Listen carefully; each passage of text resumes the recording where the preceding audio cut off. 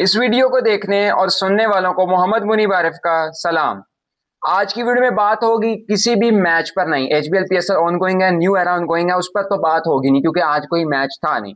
लेकिन ये एचबीएल जो पीएसएल नई न्यू एरा है, ये कंट्रोवर्शियल से कंट्रोवर्शियल बना जा रहा है पहले दिन से ही। कभी बॉल पिंक हो जाता है, कभी कुछ हो जाता है, कभी कुछ हो जाता है। आज जो हम बेसिकली बात करेंगे उस पर बात करेंगे फखर जमान और लाहौर कलंदर्स पर बॉल टैंपरिंग का एलिगेशन लग गया। आया मैं ये मानता हूं कि बॉल की कंडीशन चेंज हुई थी, यानी कि बॉल टेम्पर्ड था, बट फखर जमान ने किया था। ये मैं शायद मानता हूं या नहीं मानता, ये आपको वीडियो में आगे जाके पता चलेगा। उसके बाद सिकंदर रजा के कमरे में चार लोग, वो कौन से थे जो उनसे मिले और जिसके बाद काफी उनको समन भेजा गया, उनको नोटिस भेजा गया। उसके बाद नसीम शाह पे फाइन हो गया 2 करोड़ यानी कि 20 मिलियन पाकिस्तानी रुपए का फाइन हो गया। वो क्यों हुआ है उसी पर आज की वीडियो में बात होगी। सबसे पहले मैं बात करूं तो कल का बॉल, ये मैं मानकर चल रहा हूं कि बॉल टेम्पर्ड था, बॉल की कंडीशंस चेंज थी। सबसे पहले मैं बात करूं कि वो कंडीशंस क्या फखर जमान ने चेंज की थी, तो ये मैं पहले लम्हे पर जब ये मेरे तक खबरें पहुंच रही थी, जब तक मैंने अपनी आंखों से नहीं देखी थी ना वीडियो, मैं यही मानकर चल रहा था कि फखर जमान टेम्पर बॉल नहीं कर सकते क्योंकि इनकी कोई हिस्ट्री नहीं है और वो पर्सनली मुझे बहुत पसंद है। एज अ फैन मैं नहीं मान सकता था, लेकिन मुझे रिसर्च तो करनी थी। फिर मेरे पास आती है 19वें ओवर से पहले की एक वीडियो, जिसमें मैं बॉल पकड़ लूं, 1 मिनट। ये एक प्रैक्टिस बॉल है जिसमें फखर जमान ने बॉल को ऐसे पकड़ा होता है, बड़े अजीबो गरीब तरीके से पकड़ा होता है। तो मैं तो समझ जाता हूँ यार फखर भाई ने क्या कर दिया, बॉल टेम्पर्ड फखर जमान करेगा, हाउ इज इट पॉसिबल। खैर मैं मान लेता हूँ, लेकिन फिर मैं एक अपना ओपिनियन क्रिएट कर लेता हूँ कि भाईजान ये हीट ऑफ द मोमेंट होता है, कभी कभी आपका नहीं दिमाग काम करता, आपको मैच बड़ा जरूरी चाहिए होता है, एक राइवलरी मैच होता है और फिर होम ग्राउंड में मैच आप हार रहे होते हैं तो हो जाता है। क्योंकि आमतौर पर हमने क्रिकेट में देखा कि बॉल टेम्पर्ड होता है, कोई पकड़ा जाता है कोई नहीं पकड़ा जाता। अगर किसी ने पहली बार क्रिकेट में बॉल टेम्पर किया था वो हमारे लेजेंड, हमारे ही कारनामे हैं, हमारे ही लेजेंड्स के नाम सर हैं ये कारनामे, वकार यूनस। उसके बाद शाहिद खान अफरीदी को देखा गया और भी इल्जामात लगे। लेटेस्ट जो आप मशहूर हुआ था बॉल टेम्परिंग का, सैंड पेपर वाला, स्टीव स्मिथ, डेविड वार्नर और बेन क्रॉफ्ट, जिनको ये इल्जामात लगे थे। अच्छा, फिर उसके बाद मेरे पास आती है IL T20 की फखर जमान की तस्वीर जिसमें उन्होंने बॉल ऐसे पकड़ा होता है। उसमें खबरें ये आना शुरू हो जाती हैं फखर जमान पहले भी बॉल टेम्पर कर रहा था लेकिन पकड़ा नहीं गया था। फिर थोड़ी देर बाद ये आपकी स्क्रीन पर तस्वीर चल रही है नेशनल T20 कप की आ जाती है जिसमें बॉल ऐसे ही फखर जमान ने पकड़ी है। आया 1 मिनट के लिए 1 मिनट के लिए मैं ये तीनों समझ लूं कि फखर जमान तीनों तस्वीरों में बॉल टेम्पर कर रहा है, तो पहले क्यों नहीं इसको रिपोर्ट किया गया। चले, गलती होगी, नहीं रिपोर्ट हुआ, तो क्या फखर जमान नेशनल T20 में भी करेगा, सवाल है ना। चले, IL T20 एक बड़ी लीग है, नेशनल T20 उस तरह कप नहीं है बड़ा, डोमेस्टिक कप सबसे बड़ा कप है, लेकिन वो उसकी हाइप नहीं है उतनी। और वैसे भी आप एक मान कर चल लेना PSL और फर्क तो है ना नेशनल T20 में, तो फखर जमान को उसमें करने की क्या जरूरत है, और उधर एक छोटी लीग में छोटे कप में वो अपने ऊपर बैन लगवा लेगा। अच्छा, ये उसके बाद फखर जमान को 2 दफा मैच रेफरी से मिल चुके हैं और अभी तक फखर जमान डिनाई कर रहे हैं, लेकिन एक हेयरिंग और होगी उसके बाद मैच रेफरी अपना नतीजा सुना देगा। फखर जमान पे चार्ज लगा है जी लेवल 3 का। अब इसमें लेवल 3 में होता क्या है, फर्स्ट ऑफेंस होता है कि 1 से 2 मैच का बैन, सेकंड ऑफेंस होता है 2 से 4 मैच का बैन, तीसरा ऑफेंस होता है 1 से 2 साल की सस्पेंशन, साल की, और अगर कप्तान भी इन्वॉल्व पाया जाए तो उस पर भी बैन लग सकता है। अच्छा, ये तो हो गया एक लम्हे के लिए बात कि फखर जमान को हम बरी जिम्मा थोड़ी हद तक कर देते, लेकिन एट द एंड नतीजा या रिजल्ट तो मैच रेफरी ने देना है। अच्छा, दूसरी चीज, बॉल तो टेम्पर्ड था। अब ये बॉल जो टेम्पर्ड था ये किसने किया था, मैं आपको ये भी विजुअल्स दिखाता हूं, लेकिन उससे पहले मैं आपको ये बता दूं कि बॉल टेम्पर जो होता है ना वो 2 तरह का होता है। एक होता है लीगल बॉल टेम्परिंग और एक होता है इलीगल बॉल टेम्परिंग। अब इसमें फर्क क्या है, पहले आप ये बात समझने की जरूरत है कि रिवर्स स्विंग नाम ही दूसरा है बॉल टेम्परिंग का, क्योंकि रिवर्स स्विंग हो ही नहीं सकता खासकर T20 क्रिकेट में, और हम देखते हैं कि बॉल रिवर्स होना शुरू हो जाता है आखिरी ओवर्स में, और T20 क्रिकेट में ये आप मान ही नहीं सकते बॉल रिवर्स होगा, और आजकल ODI में भी नहीं होगा जब 2 बॉलें 25-25 ओवर्स यूज होंगी। लीगल बॉल टेम्परिंग में क्या होता है, उसमें जब बॉल जाती है बाउंड्रीज को लगती है, डबल ज्यादा ठप्पे लगाए जाते हैं, तो वो बॉल खराब होना शुरू हो जाता है जिस वजह से बॉल टेम्पर हो जाए। आजकल क्राउड नहीं है तो बॉल वो सीमेंट वगैरह पे स्टैंड्स में लगता है तो बॉल पे निशान पड़ जाते हैं। अच्छा, इलीगल होता है ये, इसी तरह जैसे इल्जामात लगाए जा रहे हैं। इससे पहले हमने देखा कोई बॉल चबा जाता है, लाला ने बॉल चबाई थी, सैंड पेपर वाला है। उससे पहले मिट्टी लेकर भी, और मिंट, पता नहीं कितने कितने तरीके हैं। अब तरीका क्या होना चाहिए था, ये तो जो हो गया सो हो गया। देखिए हमारी अपनी लीग है। अब इससे पहले, अभी मैं सिकंदर रजा पर भी आता हूं, हमारी अपनी लीग है यार, हमारे अपने प्लेयर्स हैं। इसका हमें इंटरनेशनल लेवल पर क्या इमेज जाएगा?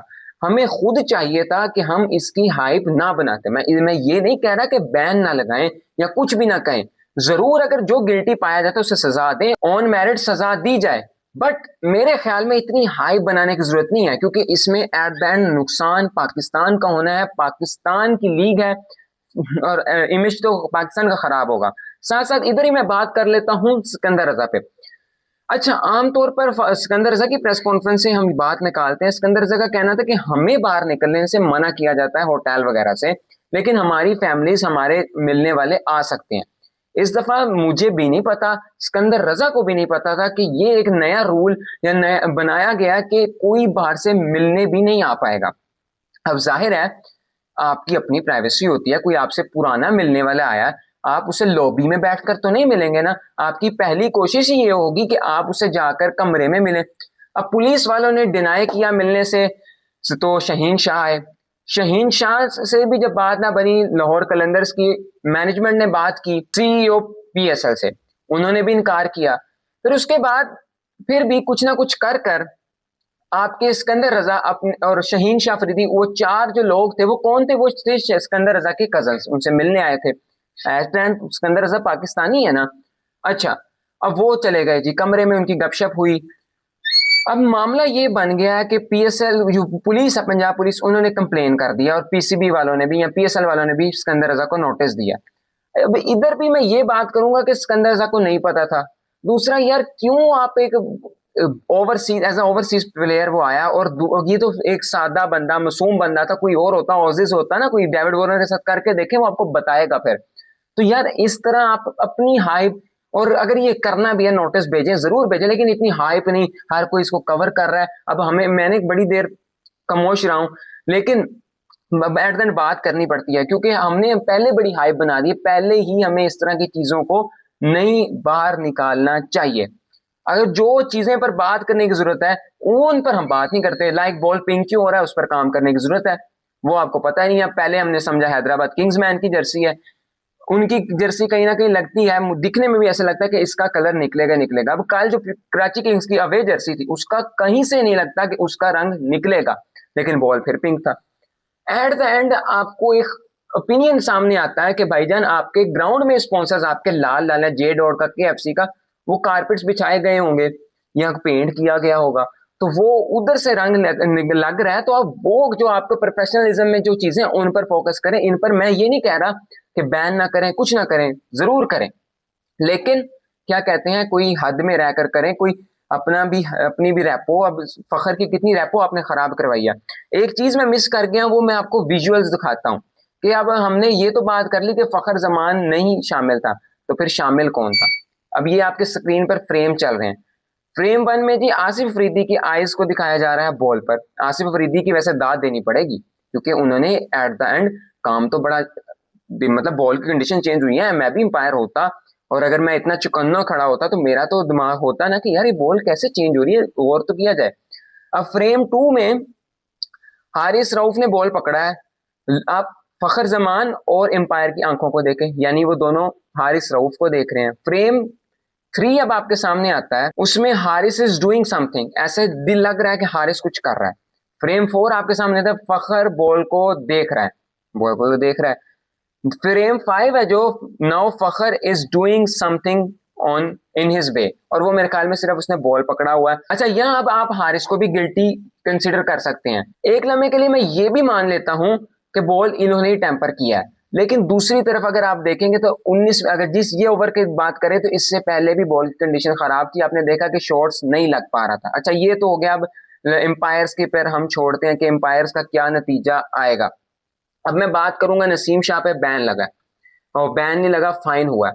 अब जो नसीम शाह पर फाइन हुआ है ना, मेरे ख्याल में कोड ऑफ कंडक्ट की तो खिलाफ वर्जी है, फाइन किया, ठीक है, इस पर फिर मैं यही बात करूंगा कि हाइप बनाने की जरूरत नहीं है। दूसरी बात, अगर मैं एक तरह एक लम्हे के लिए मान भी लूं ना, कर भी दूं, तो फ्रीडम ऑफ स्पीच सबको होना चाहिए, लेकिन इसको मैं छोड़ देता हूँ। क्यों छोड़ देता हूँ? क्योंकि यार वो नेशनल ड्यूटी पर है, और जब आप देखें किसी नेशनल ड्यूटी पे तो आपका मेन फोकस उधर होना चाहिए, तो आपको इस तरह की जो भी ट्वीट्स वगैरह किए वो नहीं जेब देते।